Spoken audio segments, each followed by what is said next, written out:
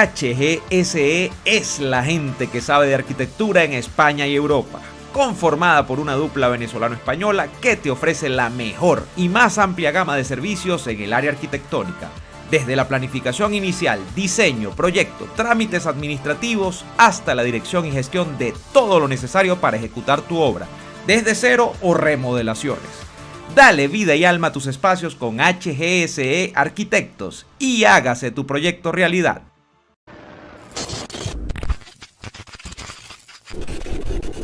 Señoras y señores, bienvenidos nuevamente a este canal. Hoy tenemos una nueva oportunidad de sostener una interesante conversación con un buen amigo, Emanuel Rondón. Emanuel Rondón es un periodista venezolano que está en el Paraguay, ¿sí? Lo oyeron bien, en Paraguay. Desde Paraguay nos acompaña el día de hoy Emanuel Rondón, miembro además del equipo de Voz Media, una de las firmas más importantes de este portal que siempre revisamos también para conocer sobre todo la marcha de lo que implica al público hispano en los Estados Unidos y, pues, por supuesto, desde un punto de vista conservador. Emanuel, un gusto tenerte por acá, saludarte después de tanto tiempo, que me hayas invitado a tu podcast, de que, bueno, tenemos un rato que no conversamos también, y hoy para hablar de un tema interesante, de Milei. Un abrazo, Emanuel. Normal, muchísimas gracias, es un honor. Gracias por invitarme a tu canal. Gracias también por aceptar la invitación a nuestro podcast Anti-Mainstream, que hoy vuelve. Vamos a hablar un poquito ahí, vamos metiendo la cuña para que la gente sepa y se vaya a ver el podcast con mi compañero Diego Loyo. Gracias por la invitación y bueno, sí, Milei, ¿qué decirte de Milei, no? Quizás el líder más carismático de Latinoamérica, con el permiso de Nayib Bukele, ¿no? Y también uno de los más populares. ¿Sabes que lo quieren mucho a Milei aquí en Paraguay? Porque históricamente, durante la era del peronismo, de Cristina y demás, se tenía el concepto de que los argentinos no trabajaban, de que había mucho mantenido por subsidio, de que había muchas subvenciones, etcétera. Entonces se tenía el concepto de que los argentinos no trabajaban y que Milei los está poniendo a trabajar. Ese es el concepto que se tiene cuando tú hablas con el Uber, con el mesonero. Bueno, ese es el concepto que tienen sobre Milei. Así que lo quieren mucho Milei en Paraguay. Pero se va convirtiendo en Manuel Milei, y tú traías, ya te estás adelantando en la conversación, tú traías también a la mesa el tema Bukele. Se está convirtiendo como que por la fuerza de los hechos en un modelo imitable, o por lo menos que desea ser imitado, desean imitar algunos referentes políticos en la región. Algunos otros no, hay gente que más bien se distancia, como todo liderazgo carismático y como todo liderazgo polémico, que genera digamos, una bancada de hinchas y una bancada de detractores. Exacto. Pero, ¿te parece que lo de Milei es de largo alcance en términos regionales? O sea, que el efecto Milei realmente está aconteciendo, ¿o te parece que va a ser alegría de un día? Hay efecto. Yo he visto gente que se quiere subir a la ola del libertarianismo o por lo menos un conservadurismo distinto, pero sobre todo lo que mueve a Milei es la parte económica, ¿no? El tema de que la gente en Latinoamérica, cualquier país, tú le preguntas a cualquier colombiano, peruano, chileno, paraguayo, uruguayo, ¿cuál es su principal problema? Y te van a decir, no, aquí los impuestos y que toda mi plata se va para los ministerios, los empleados públicos, ¿no? Todo el tema del gasto público. La gente ya creo que percibe eso y antes no se percibía. Tú preguntabas hace 5 o 6 años y la gente lo que decía, no, el tema económico, no, la seguridad.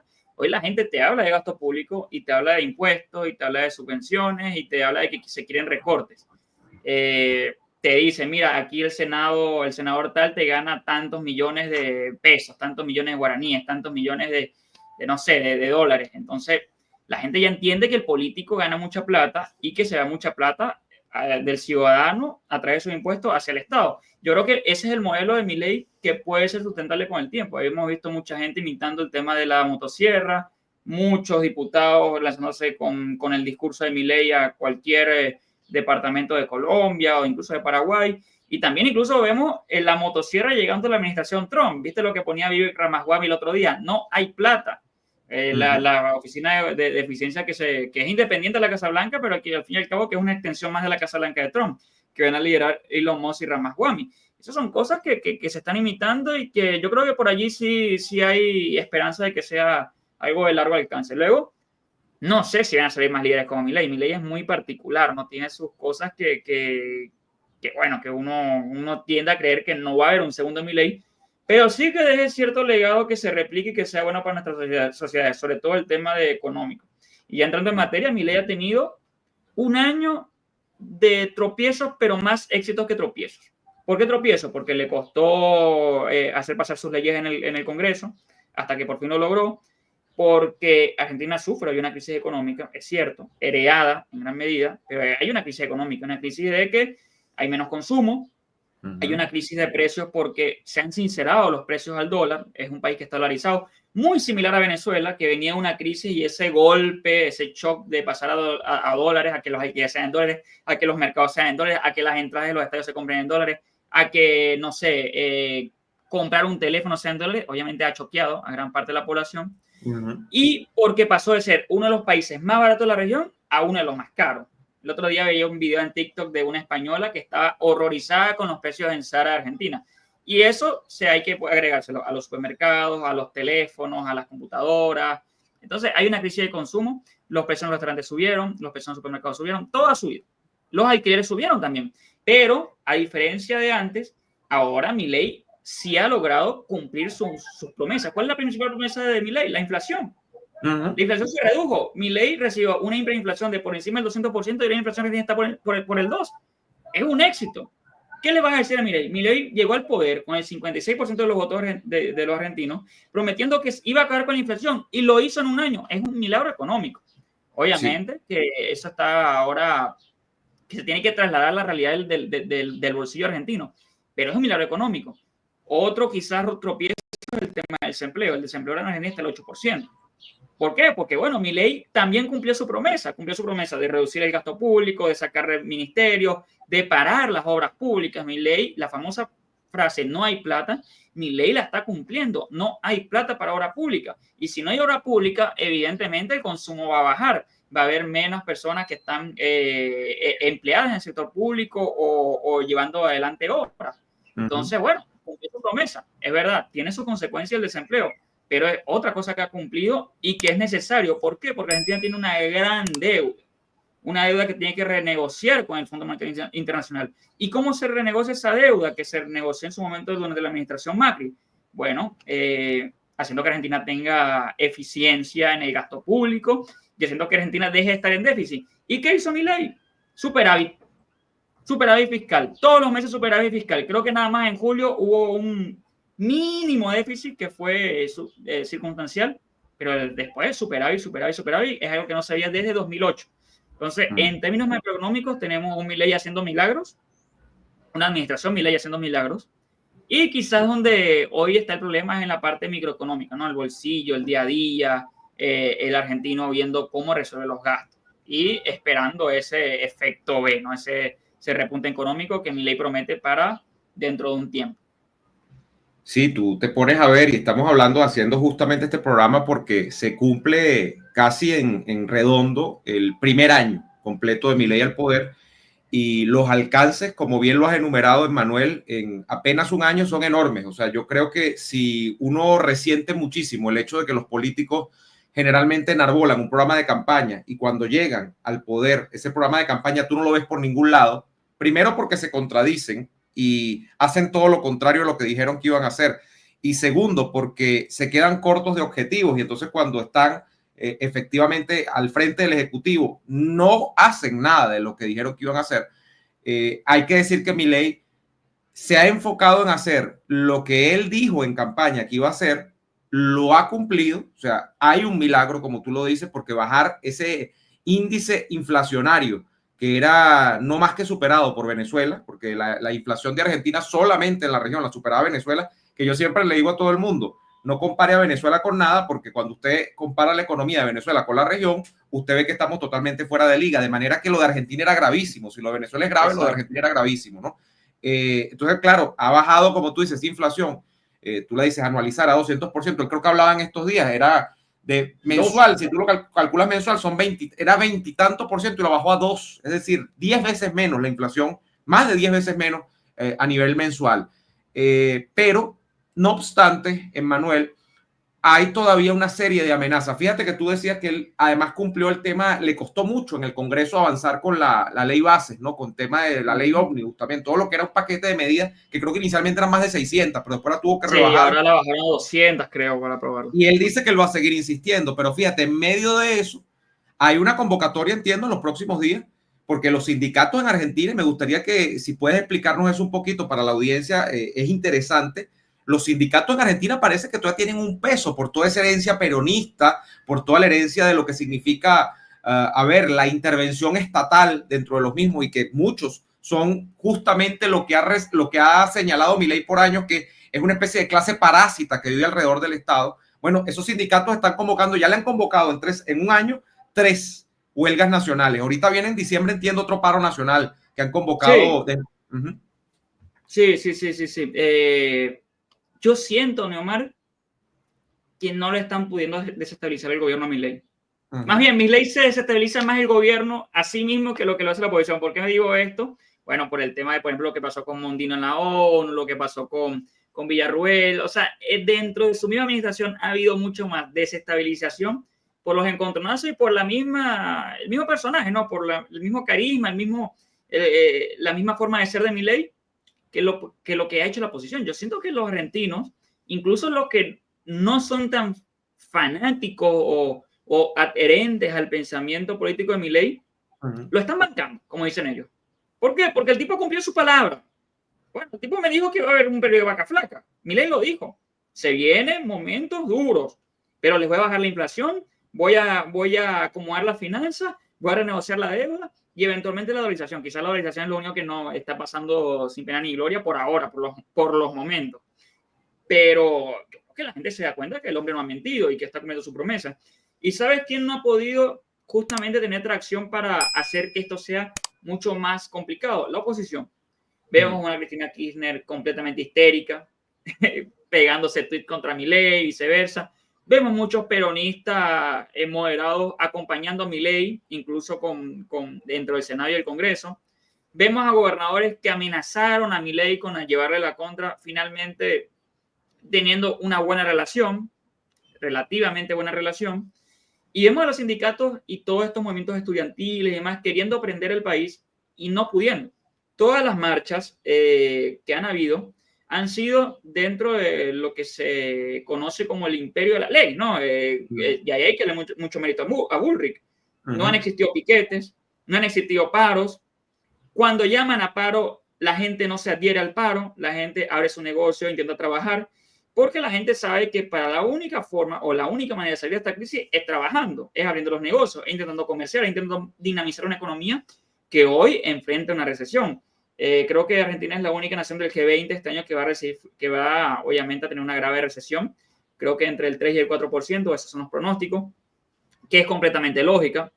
Si tú bajas tu consumo, obviamente la recesión va a estar allí, no va a crecer tu economía, pero es algo lógico. Ahora, ¿cómo los sindicatos pretenden en este contexto hacer un paro? Eso sería una decisión completamente irracional, antipatriótica, incluso antiobrero. Hacer un paro ahora, en un momento donde la economía está tan delicada y que se está trabajando para reestructurarla, es completamente irracional. Es algo que yo creo que los argentinos hoy no están concibiendo, es algo que los argentinos no están acompañando, justamente porque por más que tú seas adverso al gobierno de Milei o a las políticas de Milei o a la creación política de Milei, va mal contra Argentina. En algún otro momento de la historia yo creo que sí hubiesen tenido más peso estos sindicatos, sobre todo contra políticos que mintieron o no cumplieron sus campañas de gobierno. Pero ahora mismo Milei está teniendo incluso números de aprobación por encima del 50%. O sea, estamos hablando de un presidente que sigue teniendo capital político. Y es sorprendente porque estamos a un año de que no las elecciones, de que asumió el poder. Estamos a más de un año y sigue teniendo capital político. No se ha movido la aguja, ni para bien ni para mal. Eso habla bien de Milei. Y yo creo que si él estuviera vulnerable o algo por el estilo, hace rato le hubiese emprendido el país. ¿Te acuerdas que cuando hablamos justamente de cómo ganó Milei, dijimos que su principal problema iba a ser la oposición y cómo le iban a querer prender el país constantemente? Bueno, todos esos incendios los ha apagado. Creo que se ha hecho más autoincendios que incendios por parte de la oposición.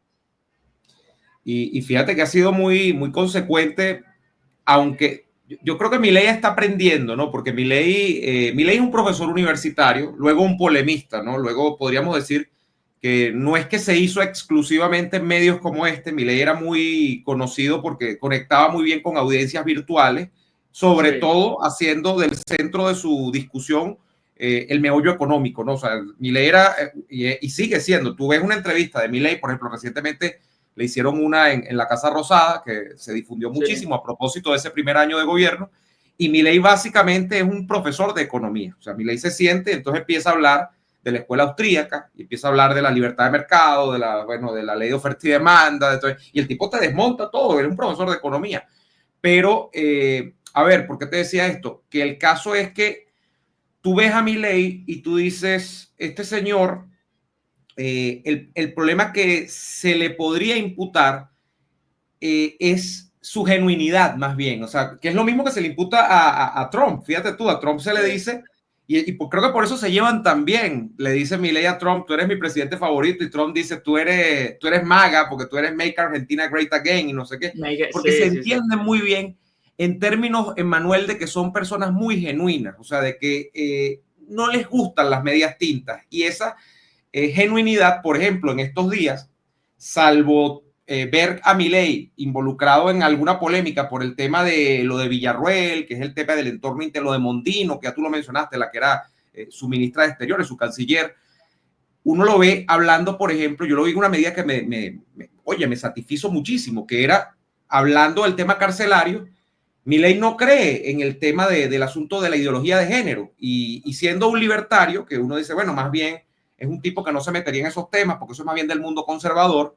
Claro. El tipo sabe cómo abordar los temas y dice, yo no voy a permitir que aquí estén los presos solicitando traslados carcelarios basados en la ley de género, porque lo que están haciendo es aprovecharse de eso para que, uno, les den condiciones de reclusión más laxas, es decir, los dejen ahí y tengan un régimen de visitas más suavecito, no tengan tanto control, tengan menos hostilidad dentro de la cárcel y de paso los tipos están buscando echar su ojo y más que un ojo porque tienen las compañeras de celda son femeninas. Entonces, diciendo que tú, un hombre, que tú eres mujer, ¿no? O sea, eso es básicamente el argumento. Me parece bordado, pues me parece una maravilla que Milei esté diciendo este tipo de cosas, como ha, pues, también echado adelante el tema de Ministerio de Igualdad, el tema de, o sea, cosas de este tipo de gastos que parecen accesorios dentro del Estado, y eso ha cumplido bastante bien su programa de campaña. Ahora, ¿hasta dónde esta genuinidad puede desbordar el tema del gobierno? Por ejemplo, se decía que Villarruel era una pieza muy importante y fíjate, ha caído y parece que Milei no tiene compasión con quien le traiciona. Por ejemplo, el caso de Mondino. Mondino era una funcionaria altamente calificada, pero se protagonizó este show en la ONU donde se vota a favor de que se acaben con las sanciones económicas a Cuba, y Argentina, que es una delegación de la que es responsable Diana Mondino, o era responsable Diana Mondino, termina votando a favor. O sea, Milei parece que no perdona, más allá de que sea pues un presidente muy con su equipo y todo lo demás, no está dispuesto a perdonar, pero sí está dispuesto además a hacer alianzas. Entiendo que dentro del gobierno está Daniel Scioli, que fue candidato al peronismo, por ejemplo. Scioli es el hombre de las muchas máscaras. Scioli es el hombre que se abraza con Milei y se abraza con Cristina Kirchner pasado mañana. Es el hombre de las muchas máscaras. Es un gran personaje. Sabe esa alianza, pero es un tipo muy bien conectado. Yo creo que Milei valora mucho eso. Valora mucho a la gente que está conectada, valora mucho a la gente que está, bueno, que tiene alguna otra forma de relaciones con los grandes empresarios de Estados Unidos. Milei, obviamente, con la ley, no me acuerdo si fue la ley Omnibus o la ley Bases, aprobó una medida donde, por ejemplo, a las grandes inversiones, más de 200 millones de dólares en ciertos sectores como el agrícola y todo lo que sea materia prima, si van a invertir en Argentina, tienen que, si no sé, 30 años de exenciones impositivas, una cosa así. Entonces, Milei está buscando esas grandes inversiones y obviamente la gente que está bien conectada, como es el caso del señor Scioli, bien recibida en su gobierno. O quizá no en su gobierno, pero sí como eso, ¿no? Aliados quizás del otro aspecto ideológico. Eso era algo que se lo criticaba mucho a Milei o se le ponía en duda si iba a ser lo suficientemente pragmático para generar alianza. Se le criticó, por ejemplo, mucho el tema con China, que se iba muy de boca durante la campaña contra el régimen chino de Xi Jinping, siendo China un aliado quizás el mayor socio económico de Argentina junto con Estados Unidos. Bueno, al final se han llevado bien eso. Entonces, donde ha sido quizás irrestricto es con los regímenes comunistas de la región, lo cual aplaudimos mucho, pero sí ha tenido ese pragmatismo ideológico para llevar bien las cosas en cuanto a las alianzas internacionales y económicas. Y eso es notable. Por algo ha podido pasar, ¿no? las leyes en el Congreso. teniendo, no sé, el 5% de todos los diputados, o sea, prácticamente sin tener ningún tipo de apoyo en el Congreso de su partido. Emmanuel, cuando uno mira a Milei, y este quizás es uno de los fenómenos más interesantes en su liderazgo político, sobre todo de cara a lo internacional, las alianzas. Hablábamos de Trump. Trump se ha convertido, y por boca del propio Milei, en una de las principales referencias del presidente argentino. Ahora, tú ves las alianzas que ha enarbolado Milei, por ejemplo, en España Vox, que es el gran partido conservador de España, te miras a la región y ves a un Milei que trata de abordar al mundo conservador, que al final de cuentas termina siendo como que la derecha más visible en Iberoamérica sí. En este momento y en Europa también. Bueno, en los Estados Unidos, porque sí. Trump se ha convertido, queriéndolo o no, porque no podemos aquí hablar de que Trump ha sido un histórico conservador, Trump se ha convertido en la cabeza, o por lo menos en el mascarón de proa del conservadurismo en los Estados Unidos. Sí. La nueva derecha, si se quiere, ¿no? En la nueva derecha, sí, que tiene unos elementos allí con los que uno puede coincidir y con los que no puede coincidir. Por ejemplo, yo tengo algunos temas cuando se habla de proteccionismo económico, que parece que viene con Trump mucho ahora, proteccionismo económico en los Estados Unidos, que por cierto, dista de Milei. Milei no es un tipo que cree... Dista, pero Milei se logra meter en esta esfera, y es lo que me gustaría abordar contigo, Emmanuel, dándole la espalda o cerrándole la puerta al mundo que pareciera más afín, más empático con Milei, que es este mundo de esta derechita un poco más tibia, esta derechita libertaria, esta derechita que tuvo, no quiero nombrar personas, pero que tuvo en nuestra región referentes importantes que luego se desdibujaron. Y eso me parece interesante, Manuel, porque no he visto un caso en el que alguien venido del mundo libertario, del mundo de la derecha que enfatiza el tema económico, logra empatizar con esta nueva derecha conservadora que está en Europa y que está en Estados Unidos con Trump. En el caso de Milei, sí. ¿Crees que eso es una decisión personal de Milei porque es tan astuto que se ha dado cuenta que es que los referentes de derecha que realmente están dando la cara en la región y en Europa son más bien del lado conservador? ¿O es que Milei es un conservador encubierto de libertad? ¿Qué es Milei? O sea, ¿será que hay algo allí que no es estrictamente un libertar o un liberal clásico, en el caso de Milei, que defiende simplemente propuestas económicas de mercado y ya? Sino que fíjate, Milei va a lo otro, ¿no? Va a lo social, va al tema del aborto, va al tema de la ideología de género. Eso es interesante. O sea, Milei creo que ha entendido que hay un público conservador al que le gusta mucho el mercado, le gusta mucho. El conservador al final no tiene nada que ver con las propuestas económicas del liberalismo clásico. Puede adherirla, pero puede que no. Hay conservadores perfectamente que pueden ser proteccionistas, que pueden estar a favor de los impuestos, que pueden ser un poco estatistas al momento de manejar la economía. Yo creo que Milei sabe que hay muchos conservadores sociales. En mi caso, por ejemplo, yo soy católico, no estoy a favor del aborto, no estoy a favor de la ideología de género y demás, que somos pro mercado, que nos gusta el capitalismo. Yo creo que Milei es algo así, ¿no? Quizás un poco dogmático en la doctrina liberal económica, pero después en lo que es social es un tipo completamente conservador, al menos desde algunas perspectivas. Quizás no es tan conservador como yo, no lo conozco personalmente a Milei, pero lo que dice de boca para afuera como presidente, sí. Y eso obviamente llama muchísima atención de todo ese público de derecha general. Milei ha sabido generar un amplio espectro y consenso dentro de la derecha conservadora, la derecha libertaria, o vamos a poner libertarios y ya, sin ponerle derecha, liberales clásicos, incluso moderados que tienden a ser de derecha. Entonces, Milei ha logrado un gran espectro político de su parte.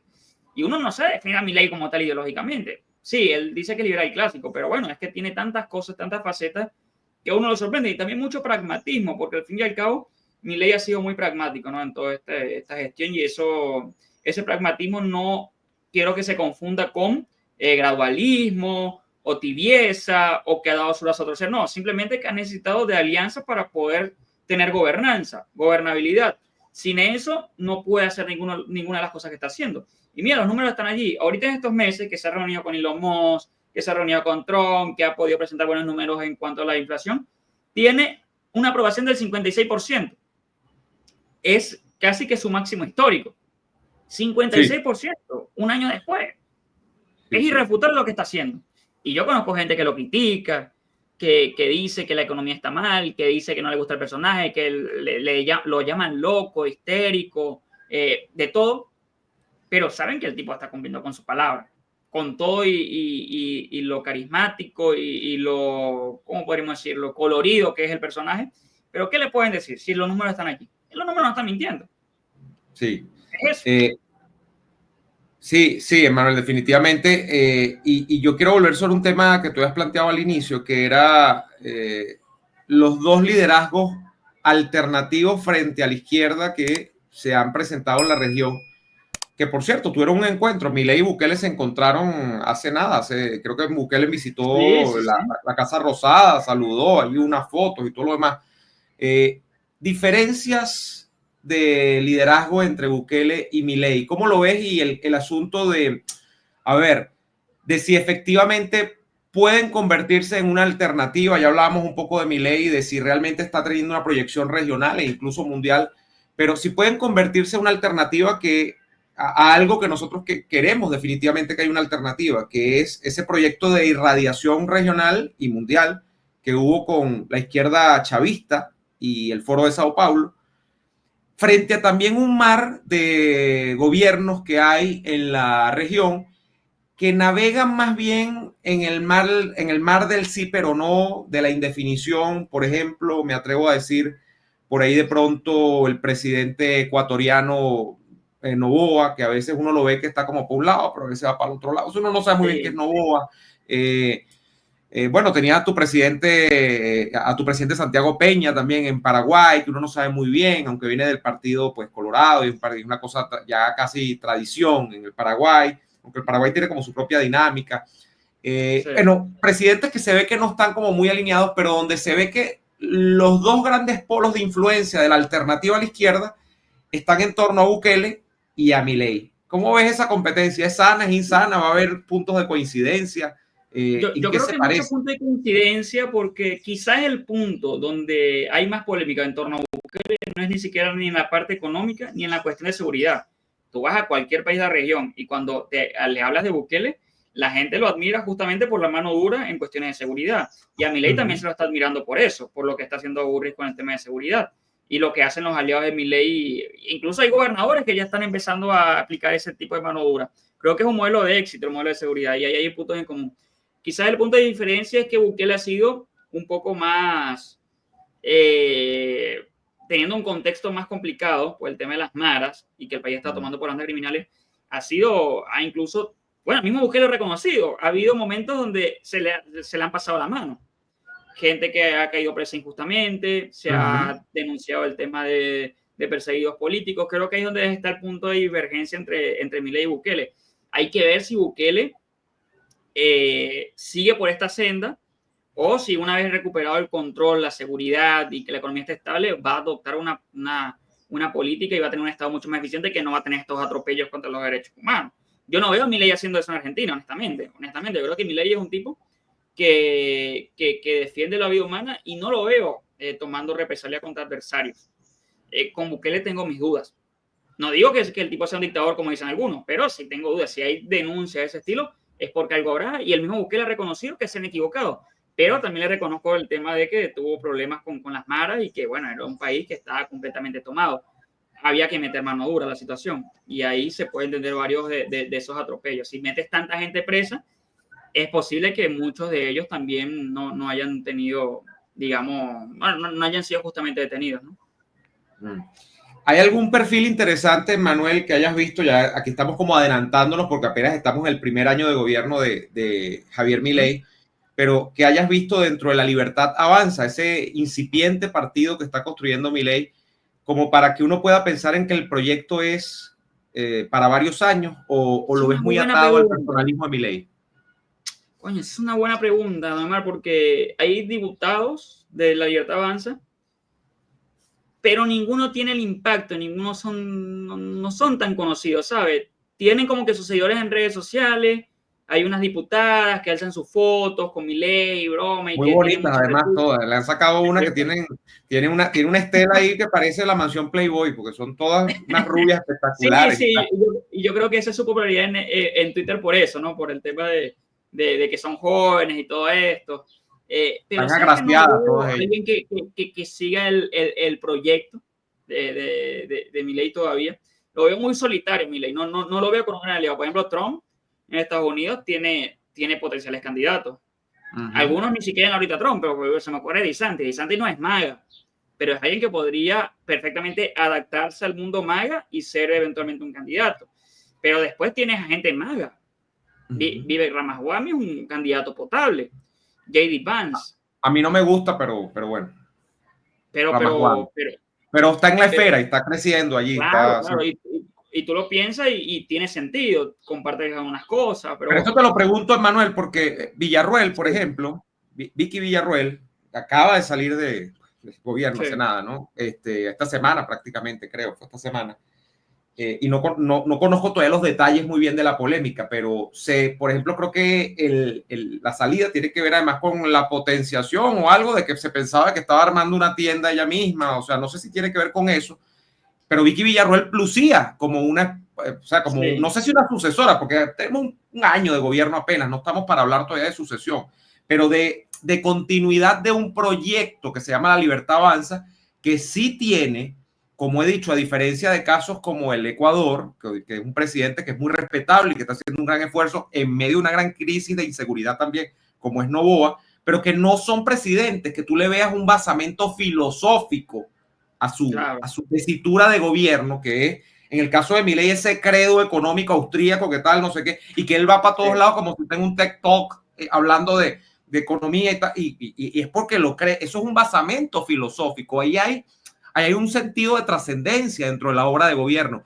Esto no es un tipo que simplemente llegó a parchar y a poner pañitos de agua caliente, sí, a resolver el problema de la economía con una recetica que se le ocurrió anteayer. No, es porque este hombre realmente cree en eso y cree que ese es el centro de la vida. O sea, él cree que la sí, economía es el centro de la vida. Eso es respetable, tiene un enfoque economicista. Entonces, por eso te decía que yo pensaba un poco en lo de Villarroel y decía, sí, llegaba un poco a la misma conclusión que tú estás asomando, que hay cierta soledad en ese sentido y que eso puede preocupar. Creo que no es tiempo para preocuparse porque quedan 3 años de gobierno todavía, pero no sé si se está cuajando una especie de espíritu de cuerpo realmente dentro de La Libertad Avanza, ¿no?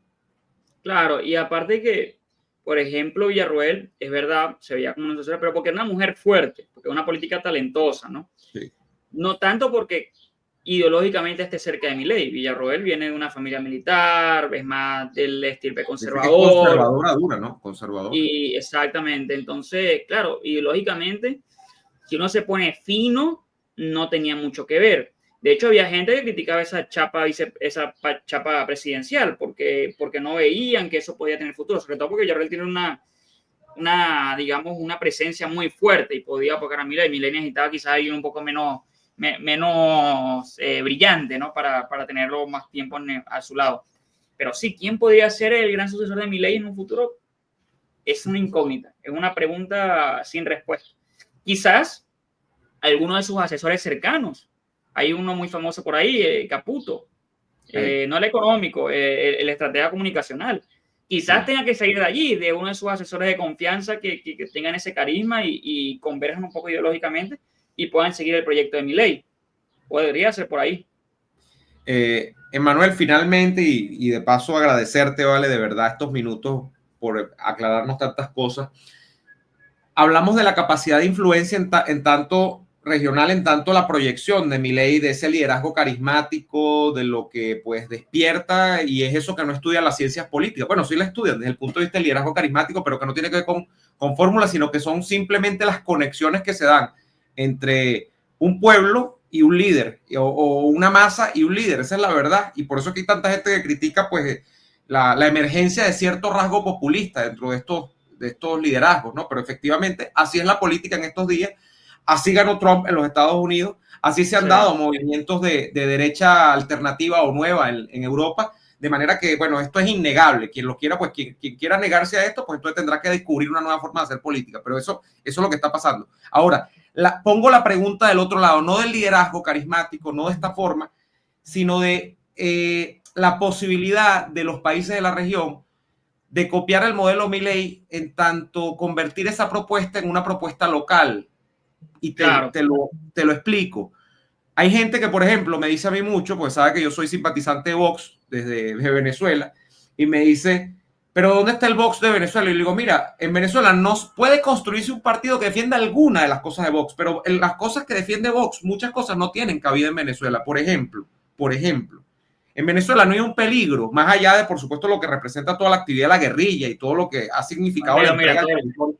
Pero el tema del territorio, aquí no hay un Estado que se quiera separar de Venezuela. De manera que la lista de asuntos que propone Vox, el 50% ya los perdido, porque el principal problema que propone Vox en España es la unidad del Reino de España, que lo amenazan el separatismo catalán, vasco, etcétera, etcétera, etcétera, y que se extiende, bueno, hasta casi que las Islas Canarias y separatismo también. O sea, eso no es replicable. Bueno, pero los maracuchos se quieren separar, pendiente. Bueno, la media luna famosa de los maracuchos, pero bueno, ese tema como que se acalló, yo no sé qué pasó, Maracaibo entró en unos problemas económicos graves también, entonces bueno, cuando se decía que Maracaibo era como el centro del mundo, los maracuchos me van a decir todavía que es el centro del mundo, pero bueno, eso no está.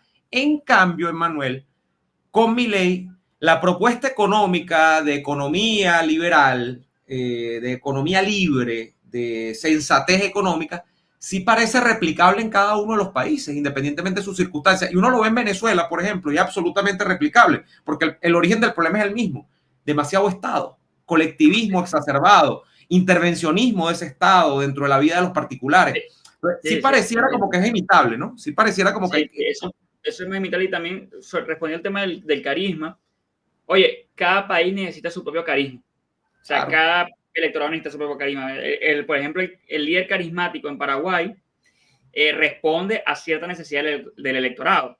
El líder carismático en Argentina fue Milei porque venía de una crisis económica tal y de una locura económica y de colectivismo y de subvencionismo tal que necesitaban un tipo como Milei. En Estados Unidos gana Trump, no es porque el tipo sea simplemente un showman, era porque era un outsider de los partidos tradicionales y venía con un discurso de empoderar nuevamente al estadounidense común, al trabajador, desde una perspectiva no de izquierda, una perspectiva también de mercado, en gran medida, más allá de su proteccionismo y sus aranceles, una perspectiva de impuestos más bajos, de que las empresas vuelvan a producir, de que vas a poder competir contra China, etcétera, etcétera, etcétera. Entonces, cada país necesita su propio líder carismático y sus propias ideas.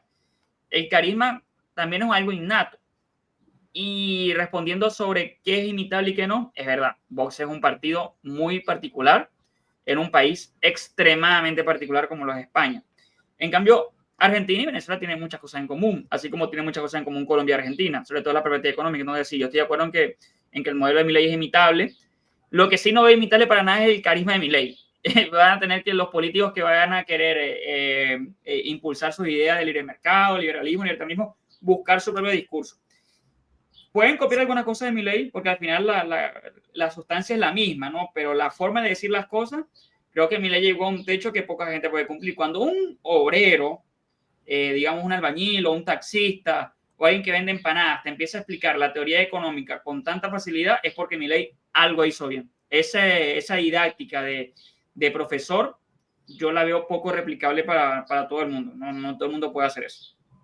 Sí, de hecho, tú que eres periodista, al igual que yo, una de las cosas que se nos dice a nosotros los periodistas generalmente en la universidad es que el periodismo económico o la fuente económica es casi que estudiar jeroglíficos.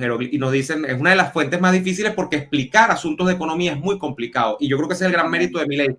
Haberlo logrado explicar, aunque a veces pues se pone técnico, se pone heavy, se pone denso, pero sobre todo haber logrado interesar a la gente por el tema de la economía, fundamentalmente en una región que está plagada de estatismo también, que está plagada pues de relaciones económicas insanas, ¿no?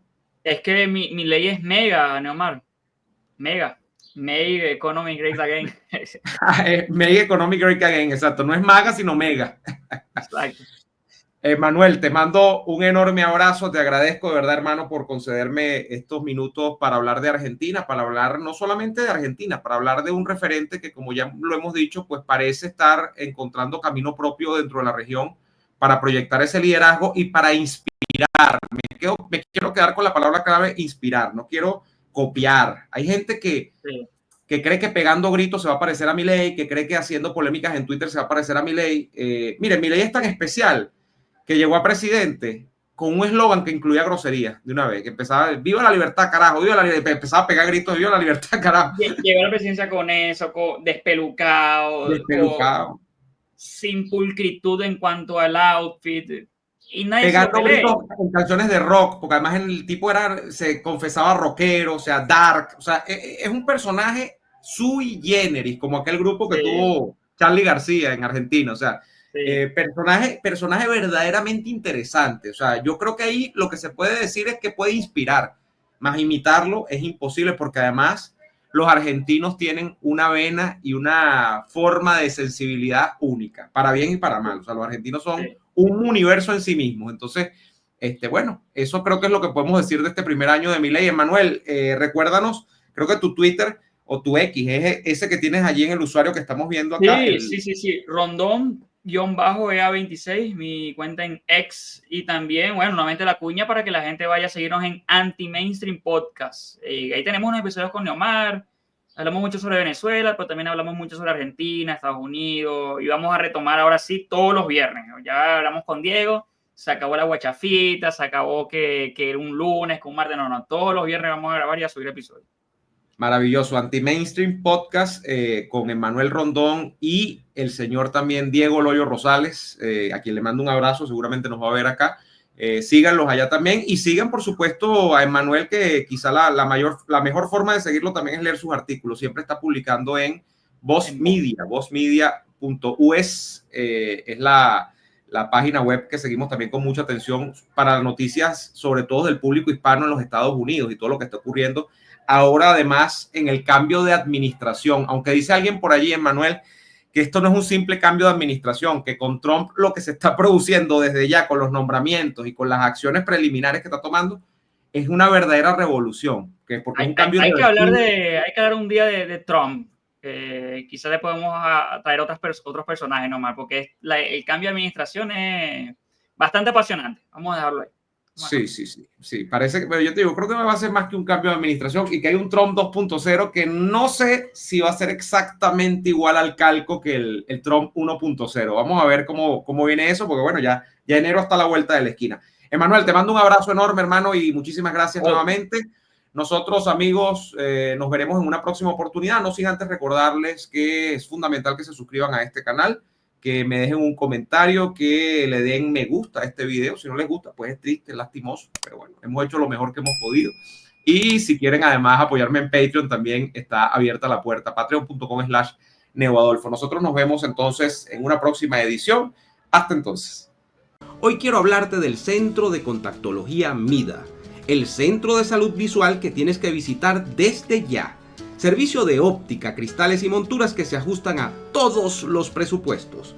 Pero además, el Centro de Contactología MIDA es uno de los pocos lugares en Caracas especializado en la aplicación de lentes de contacto de acuerdo a los requerimientos específicos de cada paciente.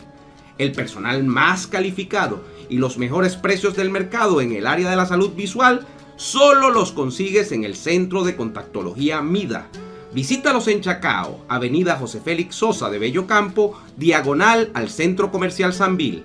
Centro de Contactología MIDA, especialistas en hacerte ver más y mejor.